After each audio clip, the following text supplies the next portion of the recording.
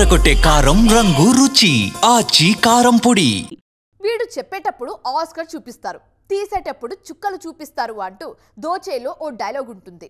ఇప్పుడు దీన్ని లోకేష్ కనకరాజ్ పై వాడేస్తున్నారు కొందరు స్టార్స్. అదేంటి పుసుక్కున్న అంత మాట అనేసారు అనుకుంటున్నారా? మరి ఏం చేస్తాం, కూలీ తర్వాత లోకేష్ తీరుపై ఇలాంటి విమర్శలే వస్తున్నాయి. అసలు ఏంటి మ్యాటర్ చూద్దాం, let's go. Lokesh Kanagaraj career అంటే కూలికి ముందు తర్వాత అని చెప్పాలేమో. ఒక్క సినిమాతో ఈయన క్రేజ్ చాలా వరకు డ్రాప్ అయింది. రజనీకాంత్ లాంటి స్టార్ సినిమాలో ఉంటే కనీసం కథపై కాన్సంట్రేట్ చేయకుండా ఏదో అలా చుట్టేశాడనే విమర్శలు లోకేష్ పై బాగా గట్టిగా ఉన్నాయి.